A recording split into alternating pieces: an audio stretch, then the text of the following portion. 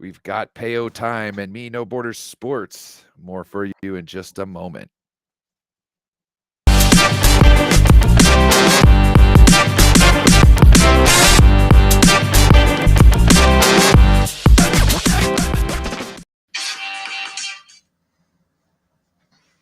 What is up, everybody? Nice to have you in the building. What's up? Dude, thank you so much for having me on, Ryan, and I'm excited for doing our joint streaming on your channel, my channel, and let's take over the internet right here, right now. That's right. Let's do it. Yeah. So for everybody who doesn't know, Payotime is a Rams content creator. He's one of my favorites, actually, out of everybody, because he's so level-headed and down to earth. I mean, he's not a homer in any part of way. Like, I'm way more of a homer than Payotime is, I can be which a you'll probably homer. find out here. It should be at some point in time, Yeah. But I think, yeah, I think it's a good way to figure out what's going on between our two teams that here. It's the show we. Absolutely, yeah. No. You want to talk about origin stories, essentially? Let's get into that. I'll go first. I start with what was it? I can't even remember the name of the podcast now. Genuine Draft cast. Got together and started doing a podcast, and then was asked to be on there, and then I brought in my buddy Waruna, who is somebody I really appreciate. Waruna is a gentleman from the country Sri Lanka, right next to India. Cool. Who is an avid 49ers fan and a Aaron Rodgers fan and a rugby and cricket fan. Okay. He's got a lot going on. I thought he was very interesting. And like for a guy to come over from Sri Lanka and to have the knowledge that he has in football and to even be able to write articles about it, I was like, let's get together with this guy. So that's kind of how my channel started, or our channel started. We've been going on ahead a couple years. Just kind of fun, just kind of not in this for the money, definitely. But yeah, no, you know what I'm saying? It's totally not there's definitely not, but yeah, definitely having fun. No, that's cool. And yeah, like anyone who watches my channel and I see a bunch of you guys coming on in, thanks for being here. Feel free to hit that like button. And whether you're watching on, Payotime, Canadian Ram fan, or on No Border Sports, appreciate you watching live with us now or on the replay. We're excited to talk about the Niners and Rams. We're kind of giving a quick origin story here.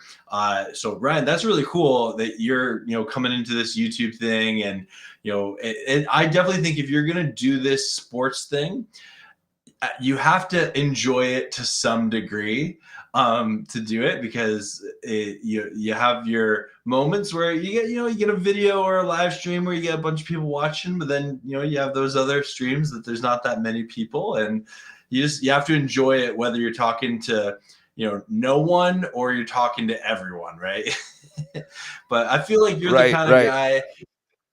I feel like you're the kind of guy that you can meet some random football fan at like an airport or a train station or a bus stop, and they'll see your 49ers hat and they'll be like, "Oh, how do you feel the Niners?" And they'll say like, "Oh, I'm a Rams fan," or "I'm a Ravens fan," or whatever. And that's one of the fun things I love about football. I'm a dude in Canada near Toronto, and I can have a collaboration with you. And I'm assuming you're somewhere in California somewhere. I'm in Washington. You're in not even California. You're in Washington. I could be in Canada in less than 2 hours.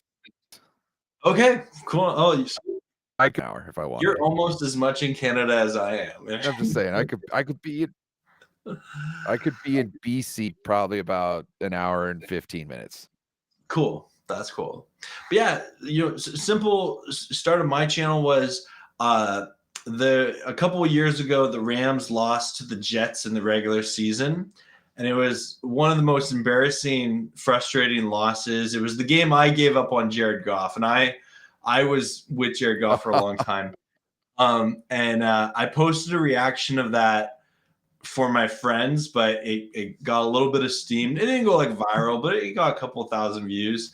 And I was like, oh, it's that easy. And come to find out, no, it's not that easy. Not every video you make is going to get that kind of traction.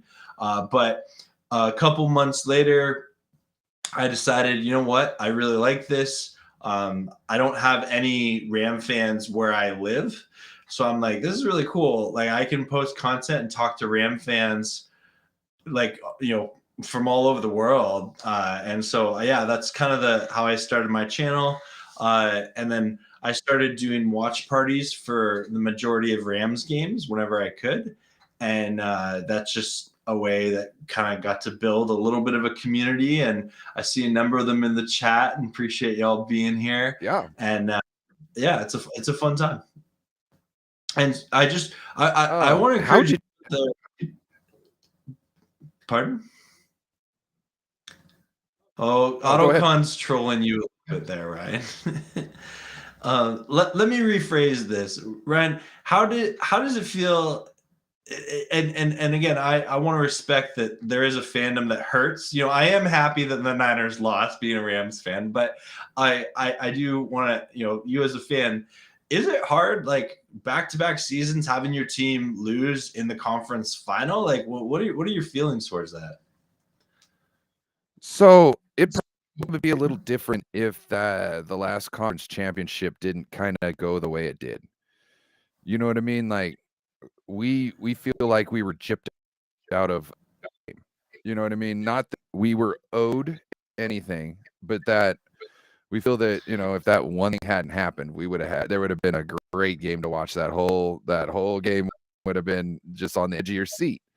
Yeah. And we didn't get to see that game. So there's a lot of like almost disconnect. You know what I mean? Like it's almost as if it didn't happen. Yeah. You know what I mean? Like repressed. You know what I mean? Yeah. Like you're talking about, we went into that game with quarterback. Who thought we should be there? You know what I mean? Like we shouldn't be there at that point in time. Like normally you shouldn't go anywhere with your second string quarterback, but luckily our second string quarterback is normally a starting quarterback in the league, right?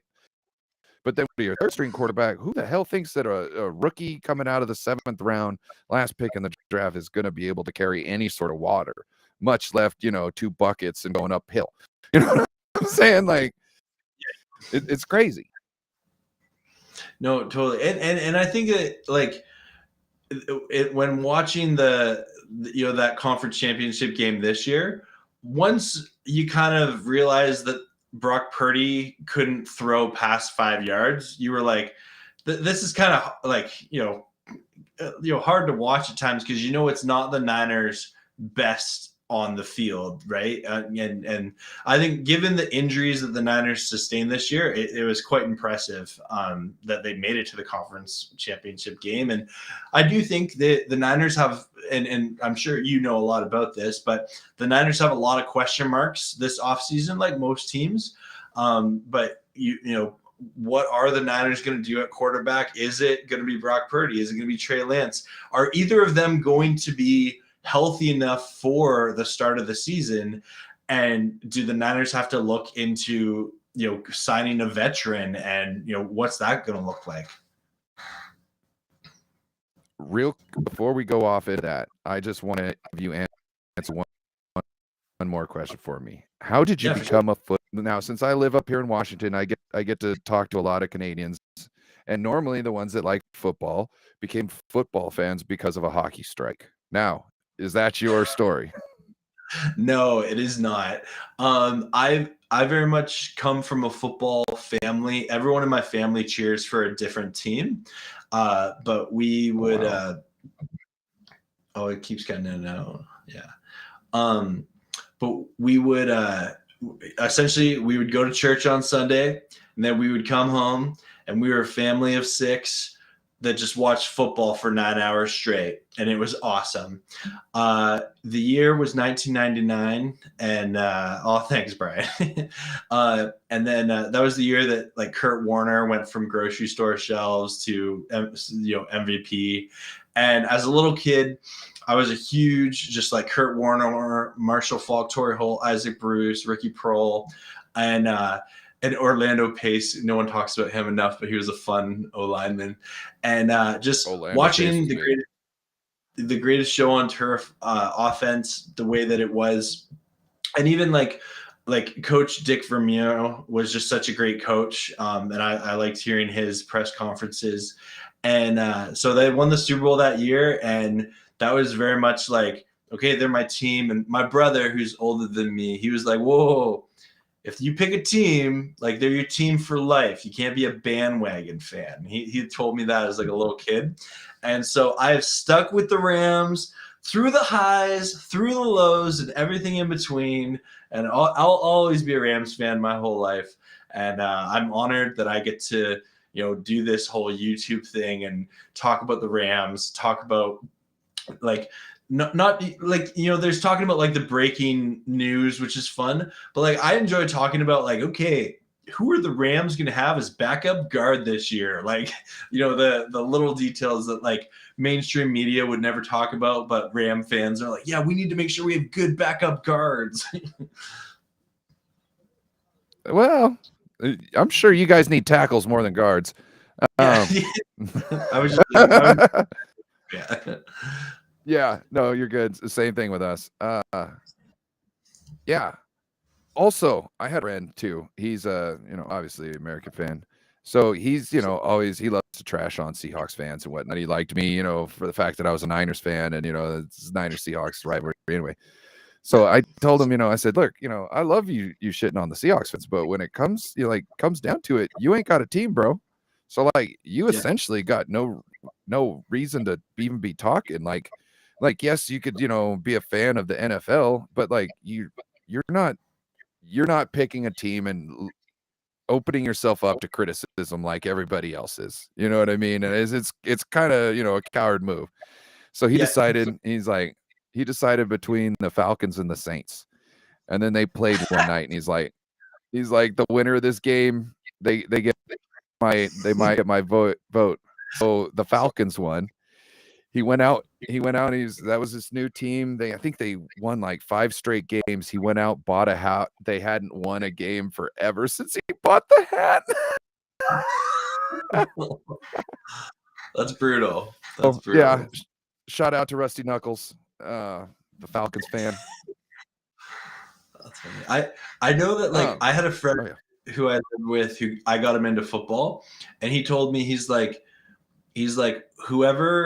I want to pick a team.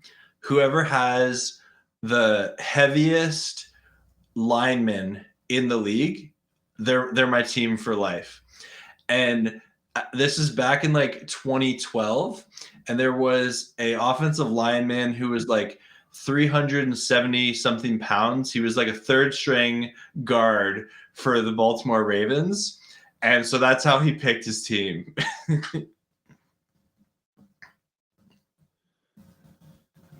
So I got a question for Willie here. Now, you've been a loyal fan of the LA Rams since the 60s. Yeah, Willie's awesome. He's a St. Louis Rams. What happens when they were the St. Louis Rams? Did he not follow them at all because they weren't the LA Rams? Just wondering. I think Willie. Or did he make the flip with them? I know. I think Willie's talked about this. There's a number of LA fans that did stick with the Rams. There were some that that didn't, and maybe they went to other teams or they just kind of lost interest. Yeah, they're Niners fans. Like, well, that happened, and it's a part of the Rams' history for sure. And like, it's I don't know. Like, I went to LA for the first time this year back in September, and I saw the Rams and Falcons play, and that really taught me a lot about kind of the Rams fandom in LA. Being not from LA, there's a lot of things I didn't know. And yes, AutoCon Rams Wednesday will still happen tomorrow. Yes. Yeah. So I'm pretty sure Willie's one of the people that's always been loyal to the Rams, ever since. But yeah, the Rams, they got some work to do to continue to build their fan base in LA. And that's one of the challenges that come with having a team that's been moved around a bunch just because of ownership. Yeah. Mm-hmm. On over here, he loves living in the past, I'm sure. Like, bro, if you don't make it to one, you can't really, talk about somebody else losing in one. Hey, you know what? Any Ram fan, and again, I am probably one of the worst Ram fans for talking trash. But I will say this is that I know that when it comes to like the whole streak that's going on right now, that in the regular season, I think we're at 7. Is it 7 that the Niners would beat the Rams straight in the regular season? I don't know. It's annoying. Yes. It's annoying. I'm hoping we break it, but I just have to think back to that NFC Championship game, and that is, I'd rather have that one than is it 6? Thanks, AutoCon. I'd rather have that one that led us to win the Super Bowl than those regular season wins. No, and I get that, but also at the same time, it's not like that game was a dominant win. It was almost who ended up with the ball last, essentially, because they were going back and forth. You know what I mean? Yeah. So that's why the dropped interception by Tart. The dropped interception by Tart. That's why so many people were so mad at him, because that would have been the end of the game. You know what I mean? And it probably would have been the Super Bowl too. Because I think whoever came out of the NFC that year was going to win. You know what I mean? Yeah. Yeah.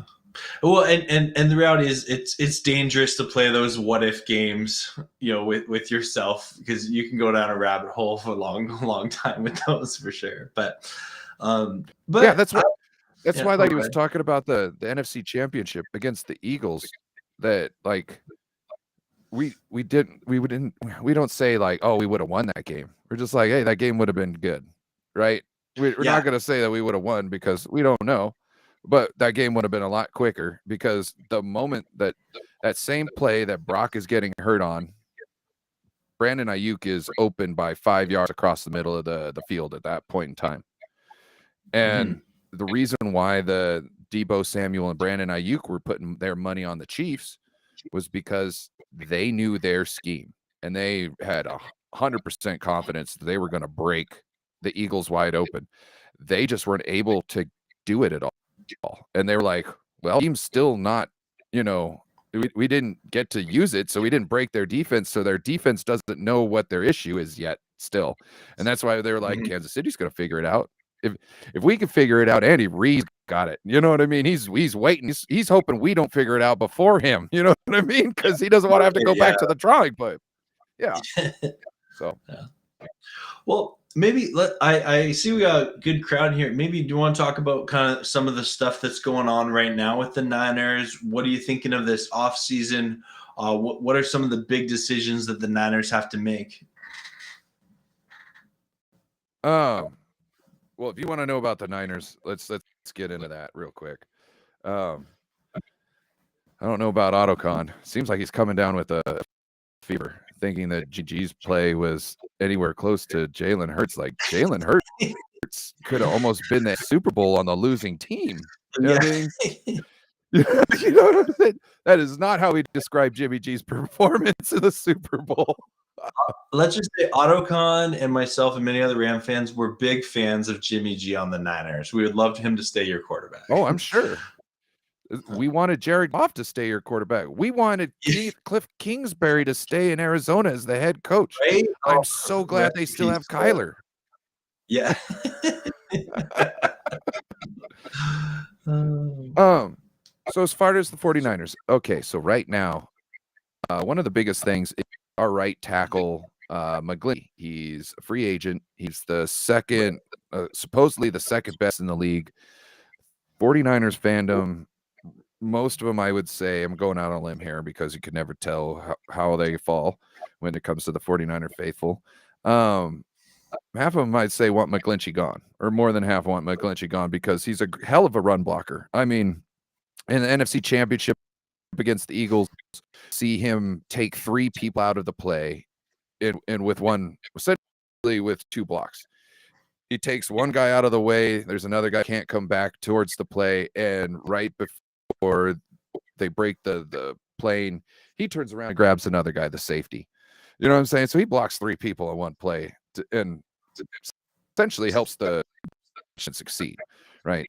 But when it comes down to it, like pass protection, he will let people just fly right past him. There's been meetings that quarterbacks getting picked up off the ground and he never touched the guy. It's like he thought somebody else was going to pick him up, like some running back or some tight end's going to come around the corner and pick him up. He's like looking inside like he's supposed to help the guard.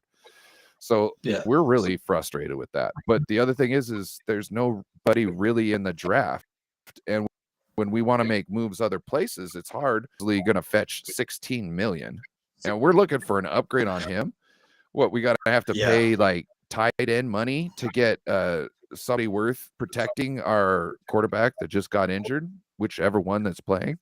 You know what I'm saying? Both of them, all of them been injured.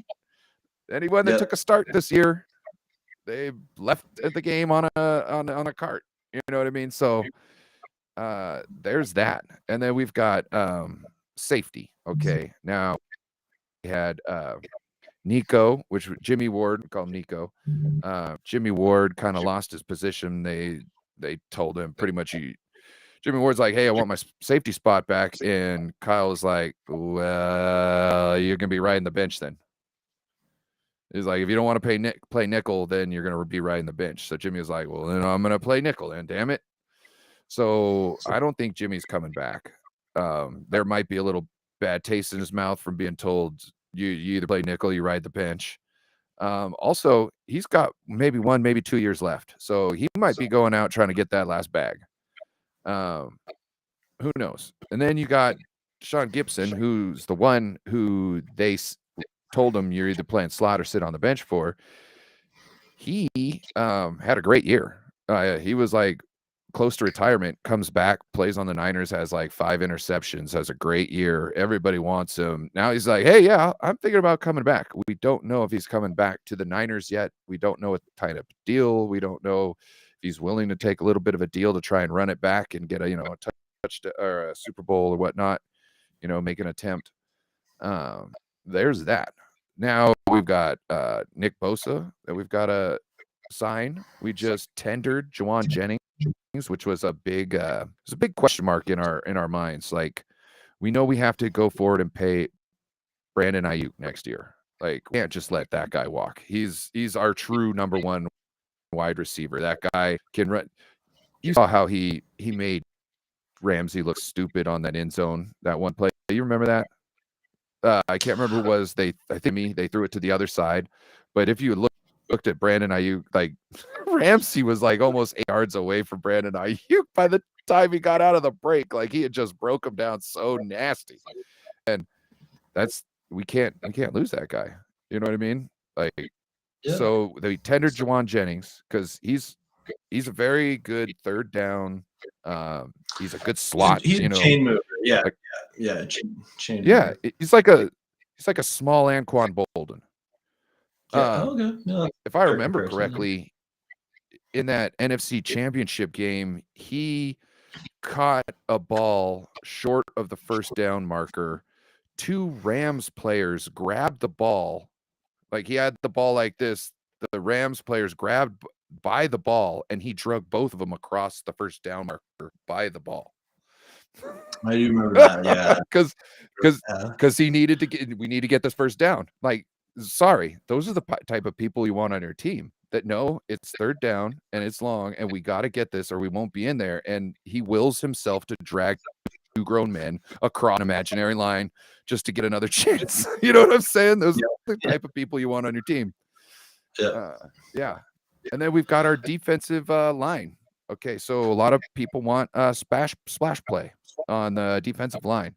Everybody was, they wanted what's his name? Gerard Payne Jerron Payne, and before he got franchise tagged, a lot of people were looking for him. I'm looking at like a David Amamata, a Shai Tuttle. We need a good 3, and we need a good one tech. And we haven't really had a good one tech until DJ Jones left. We got an all right one, but he can't stay on the field. Yeah. And then we had Mosley, our cornerback, very talented young man. He blew his ACL, and that's why Diamador Lenore had to start across from Travarius Ward. And we would love to have him back, but he's looking like he's going to be fetching about 16 mil plus a year, 16.6 if I'm correct. And that's a little too much, especially when our cap space right now as it is like 8.5. Looks like they're trying to restructure contracts right now as we speak to open up a good $40 million or so. But if you sign Mooney, there goes almost half of your $40 million that you signed. Yeah. You know what I mean? And then what? You don't have the D tackle, and you don't have a right tackle. So last thing on the Niners, and then I'll let you get at it. Is quarterback. Okay, so quarterback. Trey Lance, as of yesterday, had thrown for time since his injury, as far as we know. Like, getting out on a field and throwing the ball. Yeah. John Lynch said today that kind of nice. His office is on the second floor, and he can turn around and look out the building and actually watch Trey practice. And he's saying he doesn't see a limp. He's not that there isn't a limp. He's just saying, I'm not seeing the guy limp or do anything weird when he's out on the field. So it looks like he's doing pretty good. So big issue is Brock Purdy. Brock Purdy's surgery was postponed. Because he his swelling hasn't gone down enough for them to do the surgery. Not only when you're going to put a brace on something, do you have to have that something swelling go down, so you're not putting a brace on something that's going to get smaller, and then the brace isn't going to give it any resistance or hold on to it. But also swelling and surgeries can create infections. So it looks like right now, not this week, but next week, start of like training camp, or not training camp, but some type of baseball camp. The doctor he's going to is going to go over to Arizona, because a lot of baseball teams like to train down there and preseason and whatnot. And so they're going to meet him over there, then see if everything's good, and then they might do the surgery then. There could be one of 3 surgeries that goes on. If he gets the brace surgery, he might be good by September 8th, is what I hear.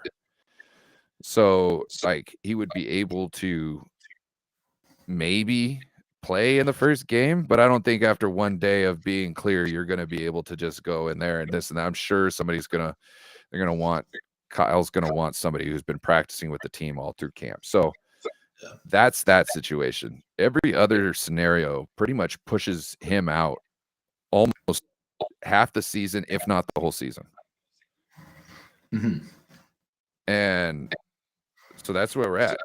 It looks like no matter what, Trey's going to be starting, which I don't have an issue with. The man needs experience. The man needs times. The man needs rep. Give it to him. But yeah, we're also going to need, like, Niners are drafting a quarterback. Niners are probably also clearing money right now to get themselves like a Jacoby Brissett or Marcus Mariota or something like that. And all the quarterbacks, because in case they all get injured, right? A quick question. Do you think that Baker Mayfield, you guys grabbing Baker Mayfield last year, do you think that was just a cock block? No, I don't. Okay. No. I'm firmly, I don't believe that. The reality is the Rams were not getting good quarterback play from John Wolford and Bryce Perkins, unfortunately. And when you compared the Rams backup quarterback situation to other teams in the league, it was clear we weren't at, a decent level. So that was reason number one to get Baker Mayfield. Reason number two is, even if Baker doesn't re-sign with us next year and he signs somewhere else, we would be eligible to get a comp pick for him, not this draft but next year's draft. So there's two reasons right there for the Rams to claim Baker off of waivers last year. And I don't buy that, because the way that the waiver wire, like the priority was, if the Rams wouldn't have claimed him, someone else would have before the Niners, in my opinion. There were too many teams there, because the Niners were because you guys were like the second seed in the NFC. So I don't think Baker would have fell that far down the waiver wire priority. But no, I honestly, the Baker Mayfield signing was one of the funnest parts of this season, in a season that was pretty rough being a Rams fan. But having that 98-yard, Thursday night miracle, it was just awesome. And then having him, put up that huge 50 burger on Christmas Day, and just you saw an upgrade at the quarterback position as soon as he was there. Yeah, there was something. But I do want to talk to Niners all day, and everyone saying that the Rams are rebuilding. In my personal opinion, I never really buy the rebuilding thing in the NFL, because all it takes is one good draft class and your team can get significantly better. We saw that with the Jaguars this year. We've seen it with other teams before. Maybe it's coaching, maybe it's quarterback play, maybe it's getting a dynamic. About 2 years. Yeah, and I very much am of the camp of the Rams still have a lot of good players. The number one priority for the Rams this offseason, similar to a lot of other teams, is getting healthy. Sure, it's I wasn't happy with the Bobby Wagner news of him going to be released March 15th. I'm sure there's a lot of reasonings behind that, and it does kind of sound like the Rams are doing Bobby a solid with that releasing. Yeah, Jokers from Poker as well said best for both. Yeah, and so the Rams save about $5 million in cap releasing him this year, but really the huge savings with him come next year and the year after that. And so I think there was some sort of structure in his contract that if he was on the Rams roster on March 19th, he would have cost a significant more money the following year, even if the Rams would have traded or cut him in this offseason. So it was a timing thing, and it makes sense financially, and he's going to get signed. He's going to get paid by someone else. I'm hoping it's not anyone in the NFC West. Yeah, the Cardinals might. That's the only people I see who would do it. The Cardinals, they've got crap linebackers. Honestly, I just don't know how many. I don't think Bobby would want to go there. They don't look like he wants to go to a contender, right? And the Cardinals they're not that. Like, I mean, if the only people, the only team in the conference I think is a contender right now would be, I think, the Niners, and they're not trying to pay that cap on him. You know what I mean? And you could say the Seahawks too, but he's already been there, and he's probably not going back there. You know what I mean? And hey, I know that the Rams got some work to do, but I don't think we're as far away from title contention as people think. As this NFC is wide open, I see you give me that look. But here's my thing: we got a coach, we got a quarterback.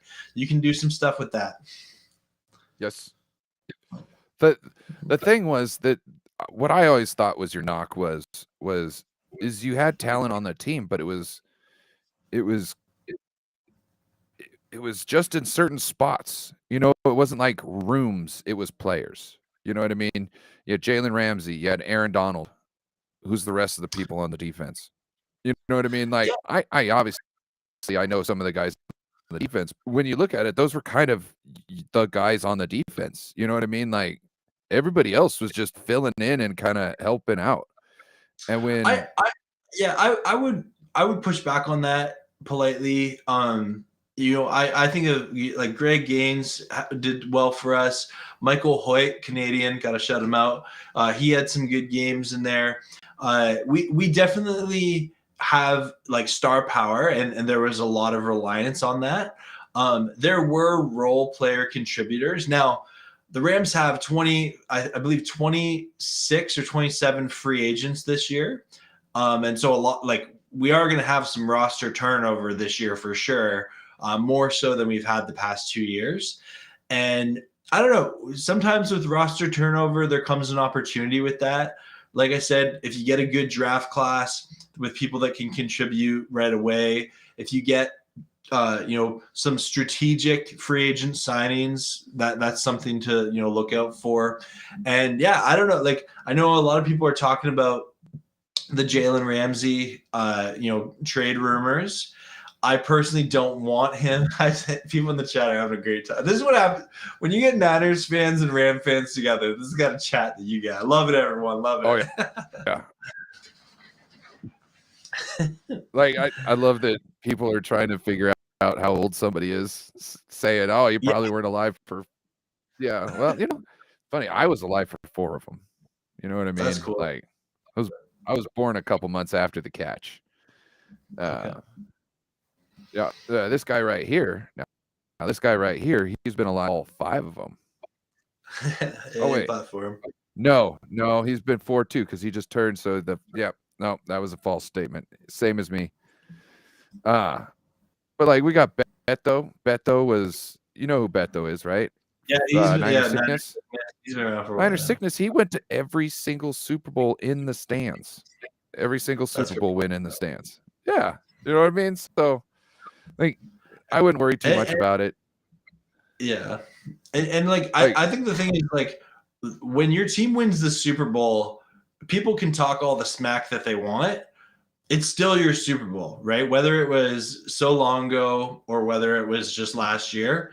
Now, I will say, like, I've seen 2 Rams Super Bowl wins in my life, and then unfortunately 2 Super Bowl losses. But I'm so thankful I got to experience that. And I can honestly say, like, whether the Rams are the worst team in the league or the best team in the league, I enjoy cheering on this team every year. And that's one of the cool parts about being a fan, right? Like, when your team loses, you can lose sleep that night, and that's annoying. Yeah. Hey, Corey Davis, good to see you. Yeah, see, the first one happened when his mother was pregnant. Yeah, I know. My math was wrong. It would have been a couple of days. It would have been a couple days later. A couple days later.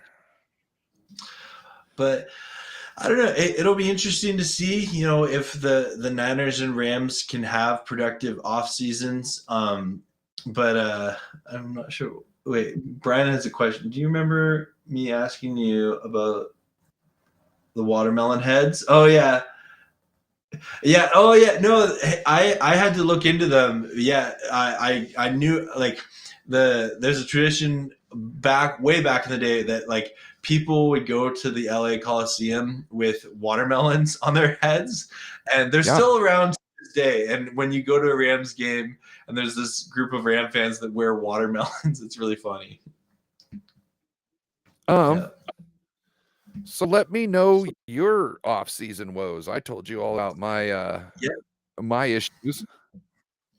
So I did a video a couple weeks ago, and I described the Rams offseason as this: health, top priority; wealth, and stealth. And I did that, your 3 points that rhyme together.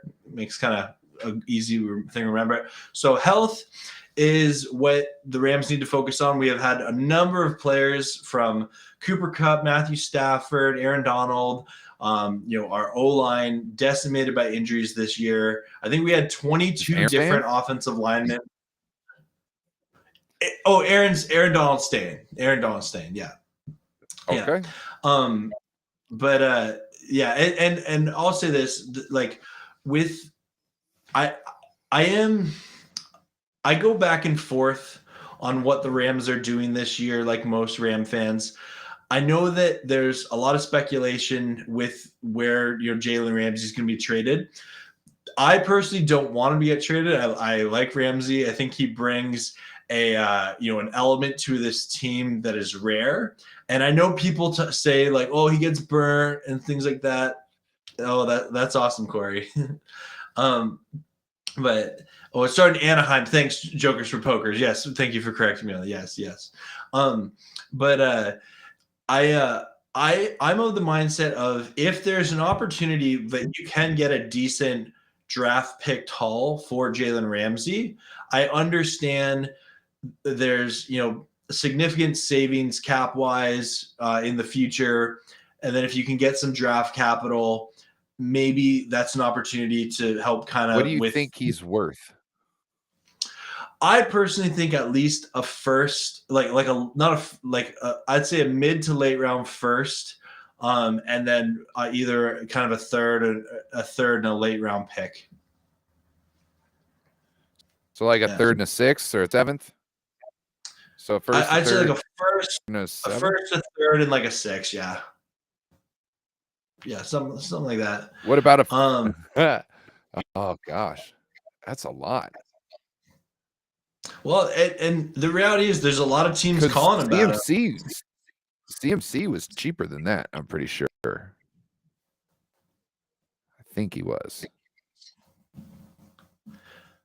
I don't know. Yeah, but CMC is also a running back, right? As opposed to like the value per position, and the reality is, regardless of what people say, PFF did grade Ramsey as the third best corner in football this year. And when Jalen Ramsey gets burnt, like every corner gets burnt, but when Jalen Ramsey gets burnt, it gets publicized a lot more because he's a big name corner. I still would say he is one of the best, if not the best, open field tackling corners in the NFL. I've seen him do some amazing things at that position. And you got something to say? I was just thinking about the Debo play where he glanced right off of Debo's thigh pad. He took it to the house. He cuts across the field, and Jalen open field, like as open as you get, went to go and hit him, and he just glanced right at Debo's thing. Sorry. Okay, sorry. I just thought it was funny because you said that. It immediately pops in my head like the exact opposite of what you said. Like plays like that, people will remember because that's the play that their favorite player burnt Jalen Ramsey. And Deebo Samuel, he's no slump, right? Like Bears fans also has to do with his mouth. Oh yeah. Yeah. When you trash talk like that happens a lot. Because everybody's waiting to just throw it back in your face. Yeah. Well, there was one game where Darnell Mooney burnt Jalen Ramsey years ago, and to this day I still have Bears fans that are like, oh, Ramsey's washed, things like that. But he's made a lot of great plays. Hey, what's up? And I as someone who's watched every game and every play that Ramsey made this year, he was definitely one of the best players for the Rams. He played every single game. He had a lot of interceptions, or well, I shouldn't say that. He had 4 key interceptions this year. I'm afraid to tackle D. It sucks. So it's not nice.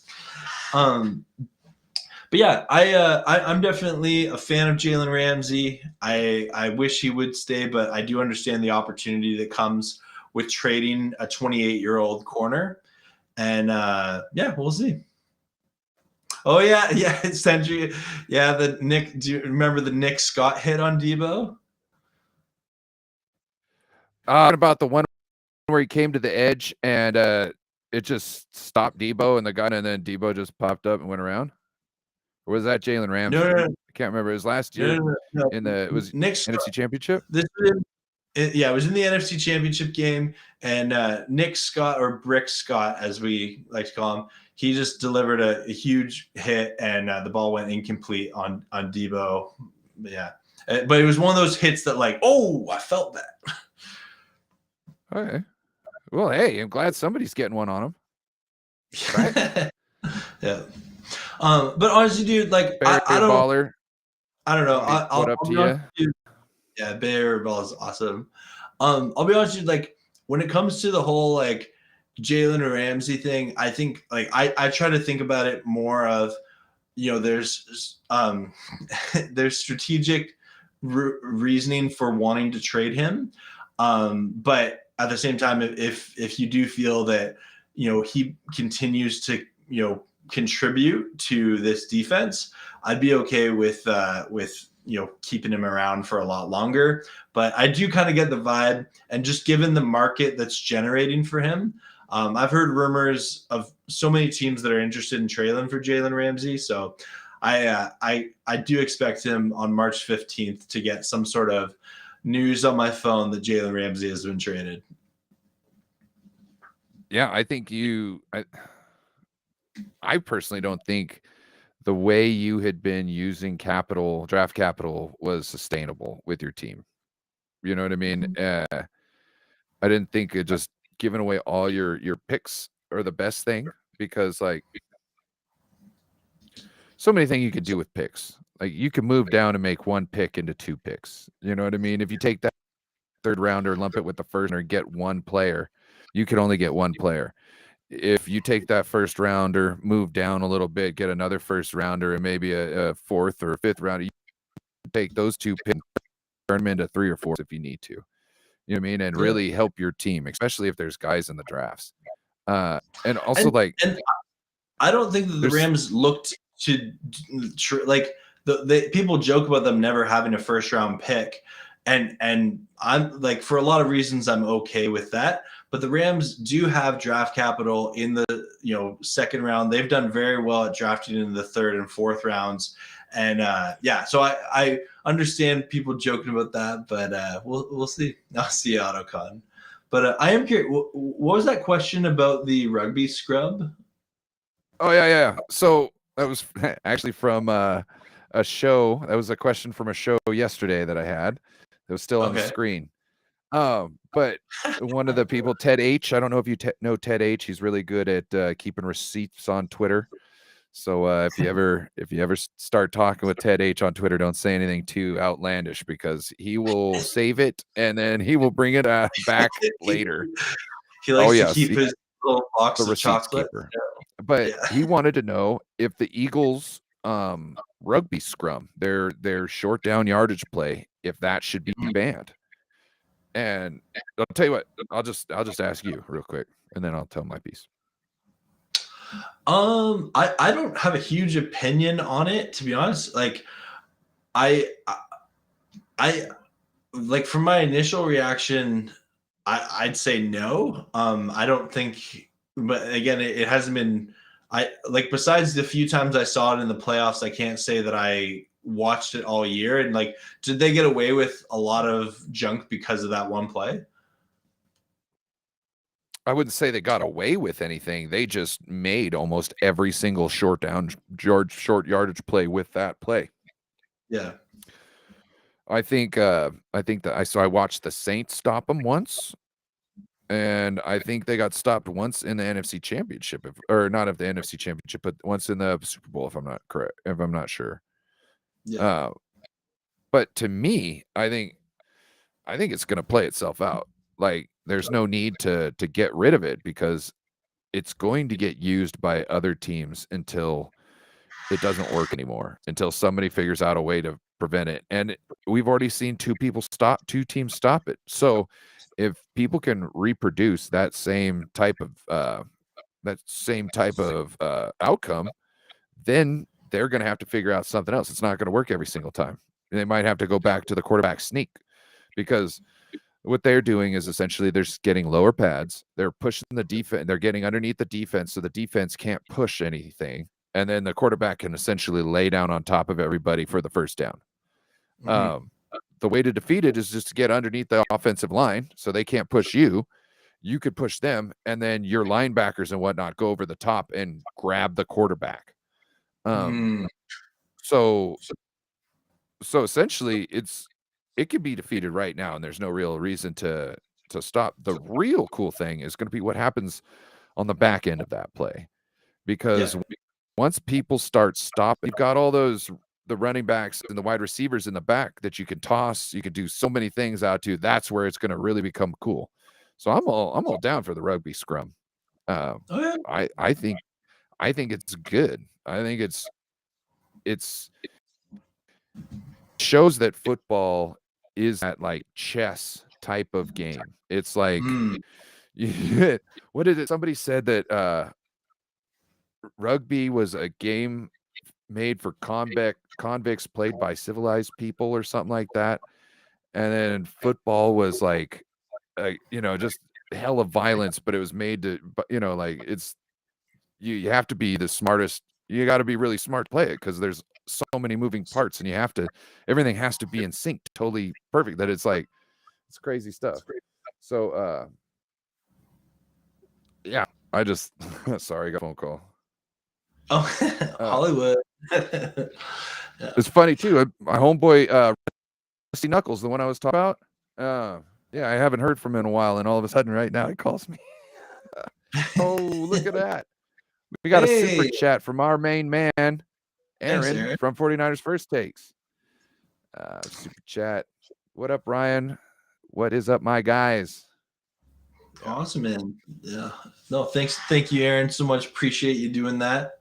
And yeah, no, I love that. Sorry, I guess I'm gonna change talking about the rugby scrum, but I do agree with you. You convinced me. Keep the rugby scrum. Let's do it. I'd love to see the Rams do that. But I imagine Aaron Donald. Imagine Aaron Donald as a guard in the rugby scrum. Oh, okay. Yeah. I still dream of seeing Aaron Donald get like a touchdown at some point in his career. Fullback. Yeah, put him in at fullback or something. I would love it. But I know that Aaron Donald's years are numbered. He's coming back next year, but I'm confident he's going to retire as a Ram. It wouldn't shock me if next year or the year after are his final years. That wouldn't shock me. I thought, because he was thinking about it before the start of last season. So, I still think that was a contract negotiation tactic because he got a raise with no years added on to it. So I think he still wanted to play, but he wanted to get paid. And so and I'm curious on your thoughts because I think I believe it's 28 million a year right now with plus bonuses. But like, what do you think? Because you got to pay Nick Bosa this year, right? Yeah, 35 million. Yeah, that's a lot of cap. It's a lot of cash. But that's not going to be this year's price. It's not. Yeah. It's not going to be the actual price. That's just the price on the contract. You know how it goes. It'll probably end up being like 28 or something. They flip it around, yeah. We got a guy named Parag who does all this crazy shit with numbers. Yeah. And it's like somehow he's able to get these guys in here and make them happy, but yet we're under the cap. Yeah. And we don't push a lot down the road. So I don't know how he does it. Well, I think it helps that like when you look at like what the Niners have, like who are your biggest contracts right now, right? Like I know Jimmy used to be a sizable one, but even he was for a quarterback. Like it wasn't like he was making top tier quarterback money. Eric Armstead's our big contract right now because they backloaded him. We backload our guys. So Kittle, not expensive right now. Debo, not expensive right now. Yeah. Eric, he's expensive right now because we gave him his contract a couple years ago and now we're getting into the expensive years. So that's why, like, I don't know if you saw George Kittle and some of the players talking in a Super Bowl, but like George Kittle specifically said, we've got 1 or 2 years left on our window. And it's because they all know when their paydays are coming. Yeah. And they know that they can't all be on the same team at the same time when that happens. Yeah.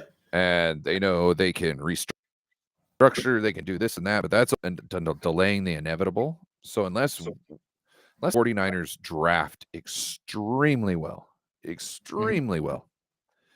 then there's no way you could probably sustain being a contender for more than 3 or 4 years right now as it is, unless you draft like perfectly. Yeah. And thanks SM for the Aaron Donald cap number. That's per year, but as you said, gets moved around a bunch. Yeah. It's a lot of money. It's a lot of money. But I will say Aaron Donald, he's had a Hall of Fame career and he's earned that money, and he's obviously got a good agent as well. I got a question for you. Okay, go ahead. Real quick. The strain that a regular season game takes on a player, do you think that is multiplied when it goes into the postseason? Do you think that the postseason games are maybe worth double of what a regular season game is? Because it's, win or go home? I'd say there's an element to it for sure. And like when you think of it, like especially if you make it to the NFC or AFC championship game and the Super Bowl beyond that, like that's an extra month and a bit of football that teams that didn't make the playoffs have to play, right? And I think that that's like, how there's kind of those mercenary players that don't really care about making the playoffs, they just want to get their paycheck, right? And they're the players that they go to the teams that aren't really going to make the playoffs, but they're going to get a huge contract from them. I think that when you have a team of players that really want to go for the Super Bowl, they really want to go for it. There is an adrenaline and a camaraderie that comes with that. But with that does take a toll on the body. It takes a toll on the mind, takes a toll on your family life outside of football.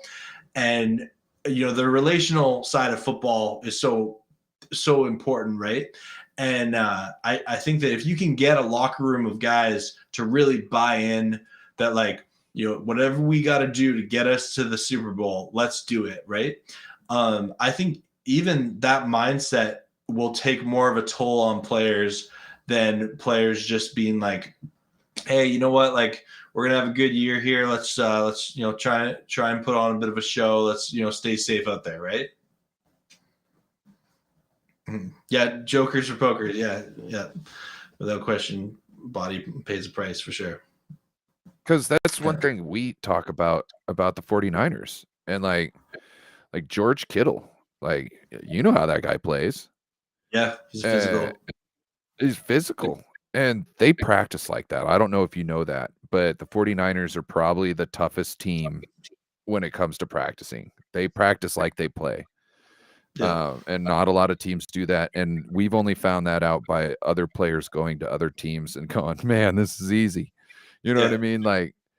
And so someone like George Kittle, we've said his time might be coming soon, because go and make it deep runs into the playoffs. And how he plays and how more intense those playoff games are. Because guys are really, I'm sure you ask Kittle if you lose your arm this game, would you play? He'd probably go, yeah, I'm coming out there to play the game. I don't care if I'm going to lose my arm. I just don't want to not play the game. You know what I mean? You cannot. You got to play with full and 100%, or just don't. And so guys like him, they kind of work themselves out of a job early because they are so damn tough. You know what I mean? Look at Debo. Debo at the end of the year, I don't know if you knew last year, but he was on the sideline sucking wind and falling down, this and that. He was the whole team. He carried the whole team. And, that's not good for a body. And we had it going good this year. Debo was healthy. Kittle was healthy. Everybody was, firing.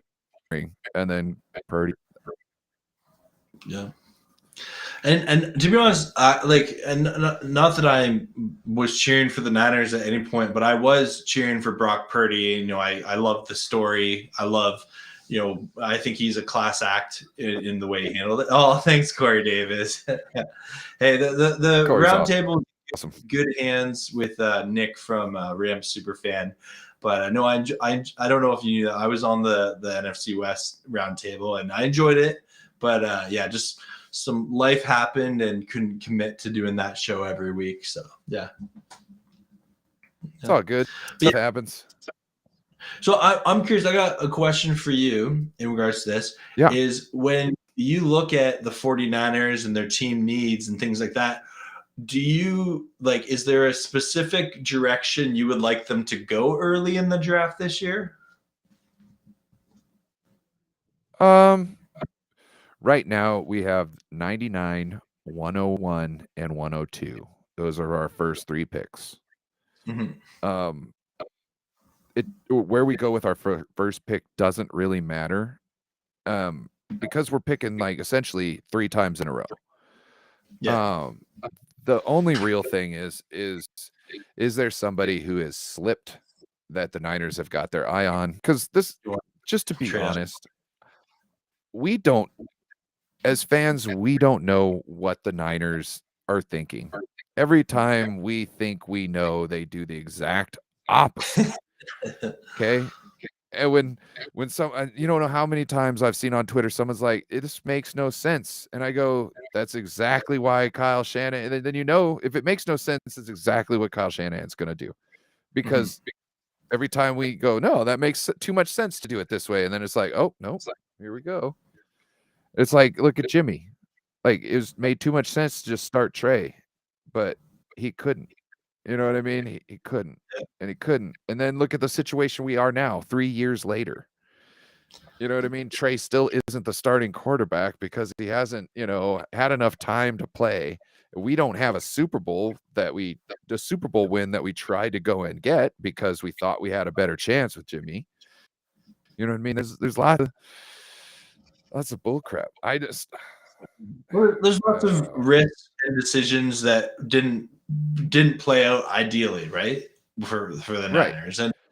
And I it's impressive that the Niners are still as good as they are despite taking those risks. Like, think of it this way. There's not many teams out there that could give up the draft haul that the Niners did to get Trey Lance and still be a contender when that player that you gave all that up for really hasn't played that much for you in the past 2 seasons, but yet the Niners are still competitive. It's kind of impressive to a degree.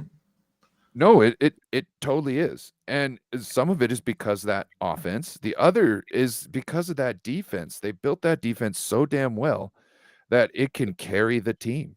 Like 2019, like Jimmy wasn't really the star of that. The defense was. The defense kept all those games close. You know what I mean? Anytime Jimmy threw an interception, the defense stopped him, even if it was on the goal line. You know what I mean? You know how many teams are so stupid for not kicking a field goal against us that year? Because they thought, "Oh, we're on the 1-yard line. We can knock it in." Nope. No, you can't. No, you can't. These guys are mad. These guys are mad. You know what I mean? So with what they draft, we never know. Kyle likes to pick a running back in the 3rd round every year for some reason, even though every single guy we've got that's been any good is an undrafted free agent. Yeah. Except for Elijah Mitchell, who was a 5th rounder. You see what I'm saying?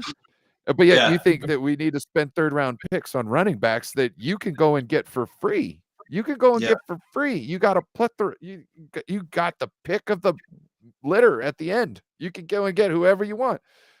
What running back wouldn't want to come to San Francisco? Yeah.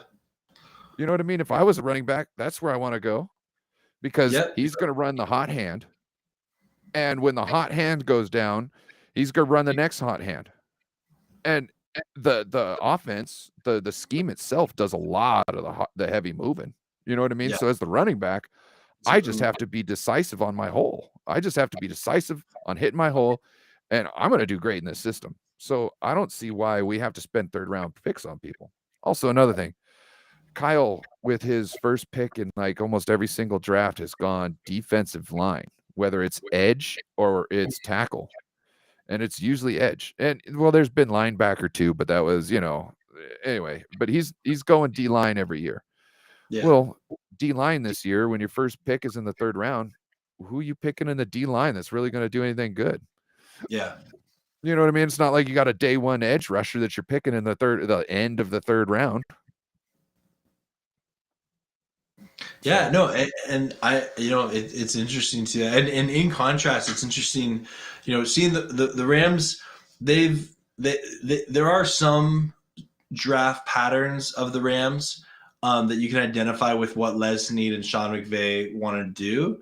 And I always give credit to Les Snead. He's been our GM for a long time. He got hired when Jeff Fisher got hired the same year. And when Fisher got fired, a lot of Ram fans and people wanted Snead fired, and he was definitely on the hot seat. And it's interesting because I find that often when GMs and coaches get on the hot seat, often there's this like, hey, they're just sort of a lame duck until when they actually get fired. But Les Snead was able to save his job, right? And have some good drafts in there, and it helped to get a coach that knows what he's doing, Sean McVay. And yeah, this year definitely was worst year in the Sean McVay or the McSnead era, as we call it. But I'm optimistic that this Rams leadership it can have a good offseason and that we can have a competitive team again next year for sure. Yeah. Yeah, I see what. Pardon? Who's this Debo that he's talking about? Debo who? Debo who? Debo those like. Oh, Debo Samuel? Yeah, but, I don't know. No, yeah. Do you remember when they asked Aaron Donald about Debo and he's like, who? Oh, after he had like ran on him all game long. It's so funny. Aaron Donald, he's so cheeky. He knew like that like little comment. He totally said it sarcastically, but yet so many people like overreacted and were like, "Oh, like Aaron Donald doesn't know who Debo is," and it's like, no, he knows who it. Unlike Urban Meyer, who legit didn't know who Aaron Donald was back in the day. But anyway,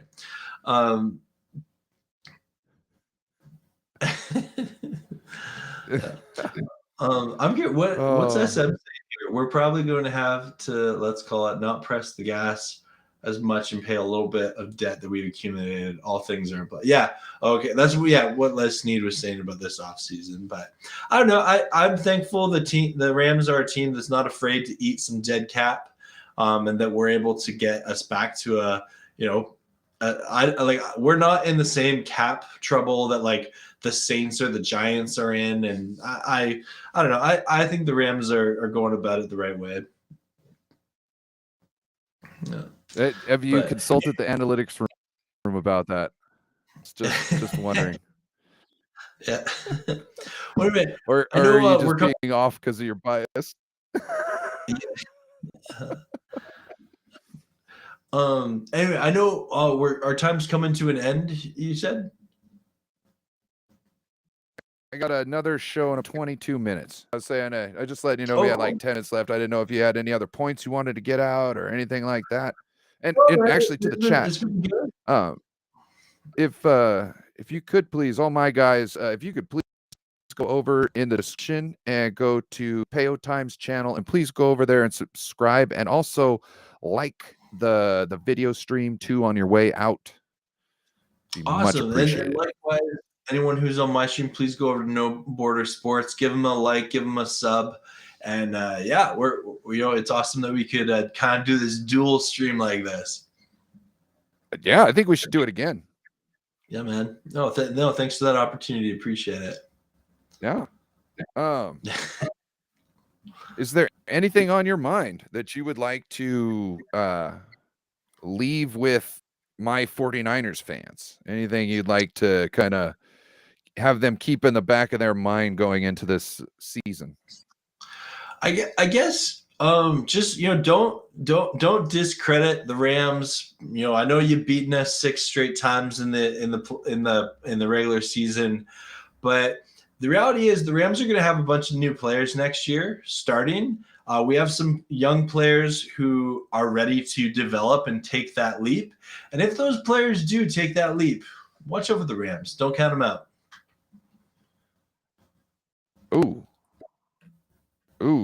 Ted, this is the one I was telling you about, the receipts. Ted's got the receipts. Oh yeah. Yeah. He's now you could take that. That's a receipt right there. You could take. I believe the Rams can get at least split with the Niners next year. I'm hoping, Ted. I'm hoping. The Niners actually swept the whole division here. I They know swept it's frustrating. everybody. Yeah. Yeah. And the Seahawks almost was starting to get us kind of like, that third time of the year type thing, but we were able to put the kibosh on that. Yeah. As far as things go, I don't know what to tell the Rams fans. Niners are here. They've been here. We gonna be here. You know what I'm saying? Like, pack a lunch, buddy. Pack a lunch.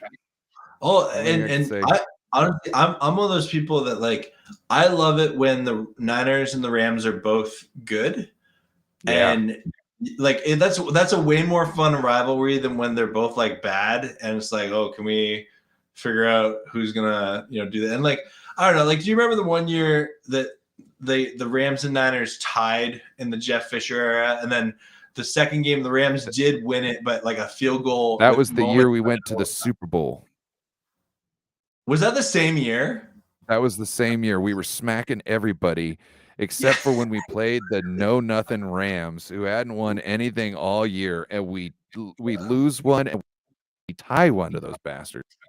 It was like it was a good, like, I don't know, like a 10-year run where like it was like you don't want your last game to be in St. Louis, and you have to win that game to go into the playoffs because the Rams are going to screw you. The Rams are going to screw you.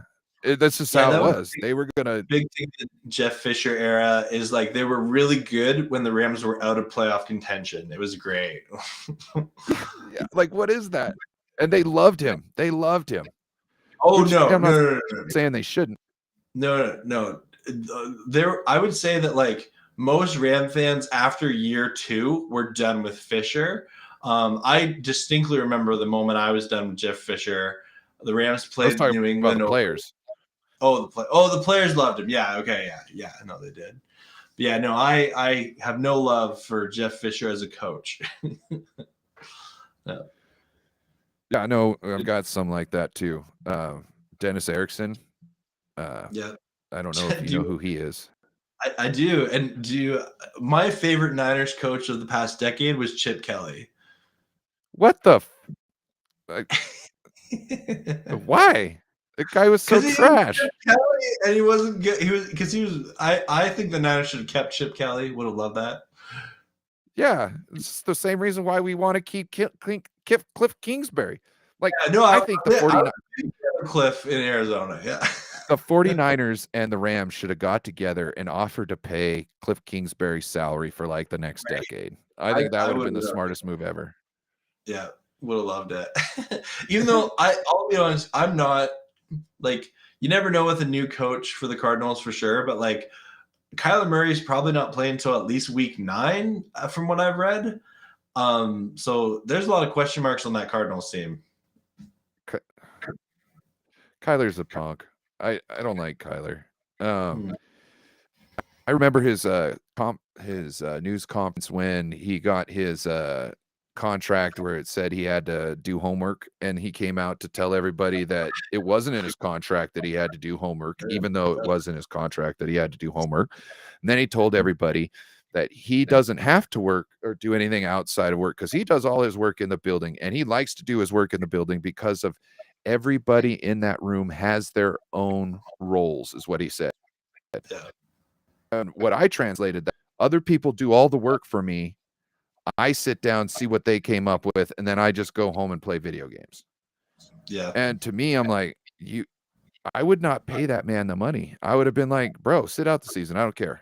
Like, if this is what you do in the building, you aren't a guy who's going to win a Super Bowl. Yeah. Why are you asking for Super Bowl MVP money when you're never going to win a Super Bowl with that attitude that you got? And then he comes out and he goes, do you think you could be drafted in the in the MLB and in the NFL and not have a work ethic? Yeah, I think you can. Yeah, I think you can. Yeah. I think you can get drafted in the MLB without having to watch tape on players. Yeah, I think you can do that. Do I think you can get drafted in the NFL as a quarterback first thing without having to watch tape all the time on people? Yeah, I think it can happen. Totally. We had enough busts throughout the first round of people who haven't done anything that got there in the first round. Yeah, that could happen. It could totally happen. Yeah, And I think absolutely. it did. Well, and even like it'll be interesting in years from now because last year the Cardinals technically had an opportunity to trade Kyler, which they don't have after paying him in that contract, right? So it's definitely like that's the type of contract that can set a team back for years if it doesn't work out, right? So we'll see. We'll see. And with that, Payo, give you the chance to shout out anything you got going on. I know you got a show tomorrow, your Rams Wednesday. You got anything else going on this week? I'm working on a fun little short series called "If NFL Teams Were Movies." So I have I've seen some of those. Thank you. Yeah, no, they're doing all right for me. They're fun to make, and so I'm hoping to get at least one more out this week, and then next week I'll see if I can get the rest done. But I got that going on. Rams Wednesday, always a fun show. It's the show on Wednesdays where we talk about the Rams, and yeah, I don't know. I'm excited to see see your channel grow, and yeah. Do you got? I know you got a stream coming up later tonight. Oh yeah, I'm booked all this week. I've got Raj from our San Francisco 49ers tomorrow. I've got Niner Gang Wolfcast and Platform 246 for Pocket 49ers Talk. That's FAWK, not FUC. And then yeah, Friday night I actually have a call-in show, 7 o'clock. Okay, so if anybody wants to come through and speak their mind, go ahead and subscribe and see me at 7 o'clock on. And also, like I said, later tonight I've got Mariah from 49er Faithfully podcast, Beto from Niner Sickness. We're doing a show in 13 minutes.